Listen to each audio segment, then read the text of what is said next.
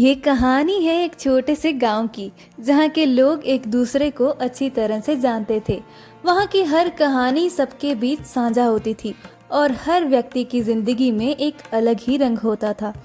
उसी गांव में एक सीधी सादी साधारण दिखने वाली बहू आई थी, जिसका नाम था गौरी।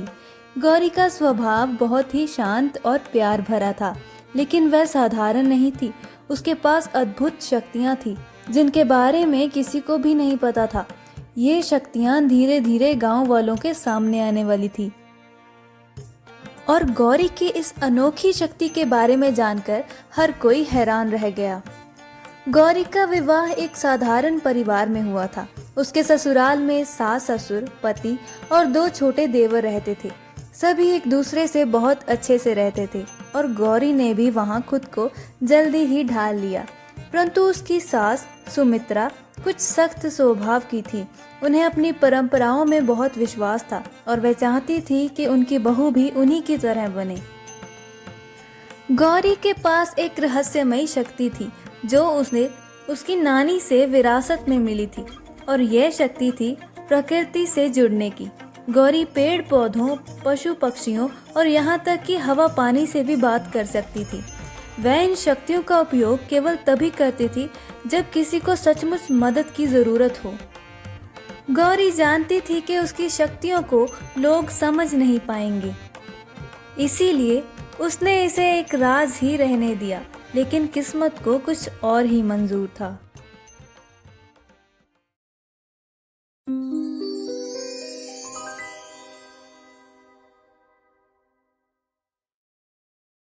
एक दिन गांव में एक बड़ा संकट आया।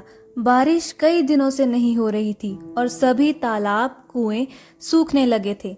फसलें मुरझाने लगी और लोगों को भूखमरी का डर सताने लगा। गांव के मुखिया और अन्य बड़े बुजुर्गों ने मंदिर में पूजा की और बारिश के लिए प्रार्थना की, लेकिन कोई असर नहीं हुआ। गौरी ने ये सब देखा और सोचने लगी कि उसकी शक्ति से गांव वालों की मदद हो सकती है, पर वह चाहती थी कि उसकी शक्ति गुप्त ही रहे। वह चुपचाप अपने कमरे में आ गई और अपने इष्ट देवता से प्रार्थना करने लगी। उसने मन ही मन कहा, प्रभु कृपा करके इस गांव को पानी दीजिए। गौरी की प्रार्थना में ऐसी शक्ति थी कि कुछ ही समय में तेज बारिश शुरू हो गई। गांव वाले खुशी से झूम उठे। गांव में ये खबर फैल गई कि बहू के आते ही बारिश हुई। कई लोग इसे चमत्कार मानने लगे, पर गौरी की सास ने इसे संयोग माना। सुमित्रा को गौरी पर कुछ शक होने लगा और उन्हें लगा कि गौरी कुछ गुप्त कर रही है।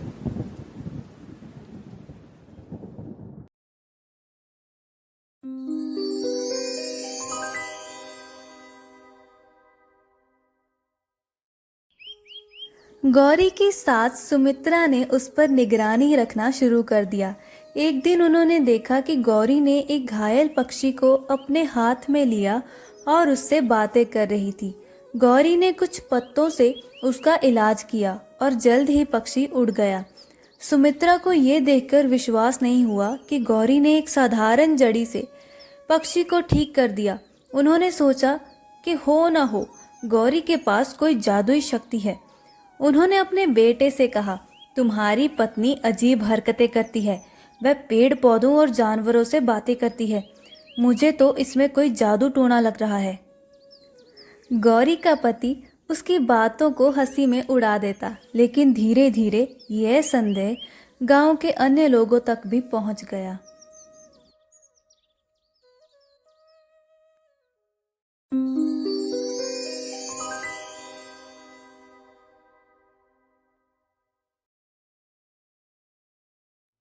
कुछ ही समय बाद गांव में एक अजीब बीमारी फैल गई। कई लोग बीमार हो गए और कोई भी दवा कारगर साबित नहीं हो रही थी। गांव के लोग परेशान हो उठे और मुखिया ने गौरी से मदद मांगी। गौरी ने बीमारी की स्थिति को समझा और अपने पास रखे जड़ी बूटियों के मिश्रण से एक औषधि तैयार की। उसने गांव वालों को वह औषधि दी और धीरे धीरे सबकी हालत में सुधार आने लगा। यह देखकर गांव वाले और भी आश्चर्यचकित हो गए और वह अब गौरी को किसी जादुई देवी की तरह देखने लगे। उन्होंने उसे देवी का रूप मान लिया और उसका धन्यवाद करने लगे।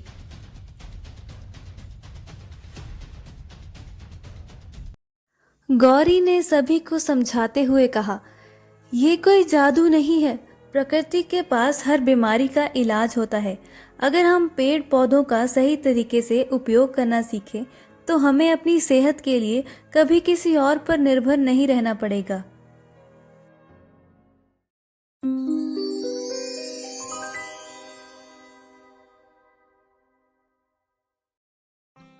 गौरी की दयालुता और उसकी मदद से गांव के लोगों की भलाई देखकर उसकी सासू माँ सुमित्रा का मन भी बदलने लगा। उन्हें धीरे धीरे ये एहसास हुआ कि गौरी कोई जादूगरनी नहीं बल्कि एक बहुत ही समझदार और दयालु लड़की है जो प्रकृति से गहरा प्रेम करती है। उन्होंने गौरी से अपने गलत विचारों के लिए माफ़ी मांगी। गौरी ने अपनी सासू माँ को गले लगाकर कहा, माँ, आप तो मेरी माँ जैसी हैं। मैं आपकी नाराज़गी से दुखी थी, पर आपके बदलते मन ने मुझे खुशी दी है। गौरी की इस दयालुता से प्रभावित होकर गांव के लोगों ने उसे और भी सम्मान देना शुरू कर दिया। वह अब अपने प्रकृति के ज्ञान को गांव के बच्चों और अन्य लोगों में बांटने लगी।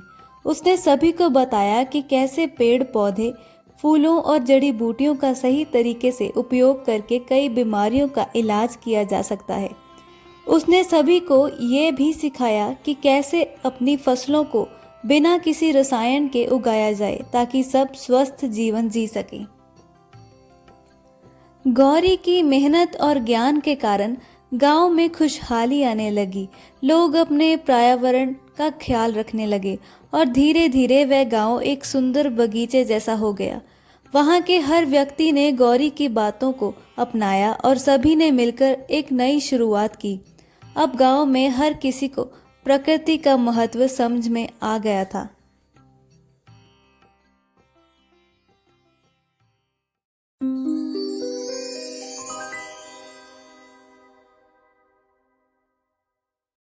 गौरी की दयालुता, उसकी अच्छाई और उसकी शक्तियों ने गांव वालों के जीवन में एक नई रौनक ला दी।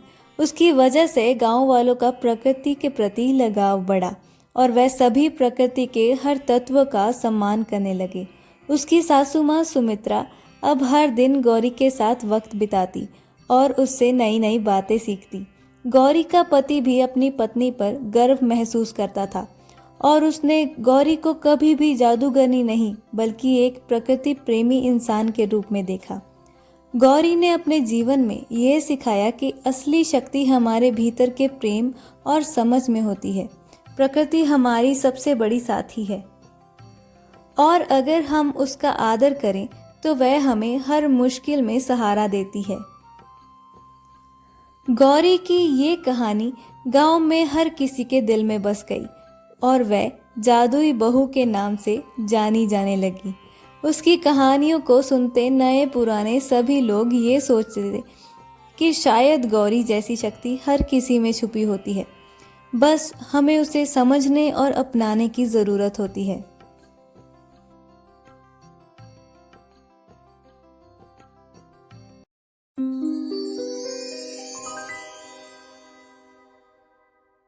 तो दोस्तों, ये थी आज की कहानी बहू का जादू। अगर आपको ये कहानी पसंद आई हो तो इस वीडियो को लाइक और चैनल को सब्सक्राइब करना ना भूलें।